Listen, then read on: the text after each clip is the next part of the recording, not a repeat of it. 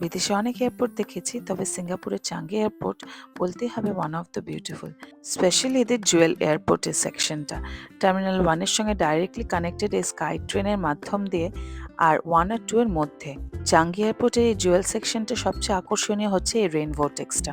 40 fit একটা ঝর্ণা, যেটা আকর্ষণ কেন্দ্র হয়ে উঠেছে সব ট্যুরিস্টদের।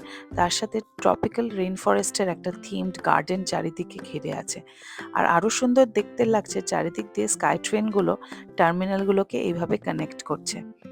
স্কাই ট্রেনে বসেও ভোর্টেক্সটা দেখা যায়, তবে এখানে প্রচুর ট্যুরিস্ট এই রেইন ভোর্টেক্সটা বা আর্টিফিশিয়ালি ঝর্ণাটা দেখার জন্য ঘিরে ধরেছে। এত গাছ আর এই টোটাল থিমটা ভীষণ আকর্ষণীয়। 10 তলা একটা রিটেল কমপ্লেক্সের সাথে কানেক্টেড শপিং এরিয়া, তার মধ্যে আছে বিভিন্ন ধরনের play zone, butterfly park, themed park, যেগুলো হয়তো এন্ট্রি ফি আছে, তবে বাটারফ্লাই পার্কটার একদম এন্ট্রি ফি নেই। আমরা প্রায় 1 ঘন্টা এই রেইন ভোর্টেক্সের চারপাশে কাটিয়েছি এই অসাধারণ সৌন্দর্যটা উপভোগ করার জন্য। অলটুগেদার হোটেল থেকে আর্লি চেক আউট করে, যেহেতু কলকাতার ফ্লাইটটা একটু রাত্রে ছিল, 5 থেকে 6 ঘন্টা এই মলটাতেই কাটাতে লাগিয়েছে।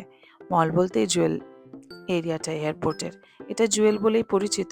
এখানে অনেক রিটেল শপ আছে, ওখানে শপিংও করা যায়। তারপরে ডাইরেক্ট টার্মিনাল 1-এ এসে ফ্লাইট ধরা।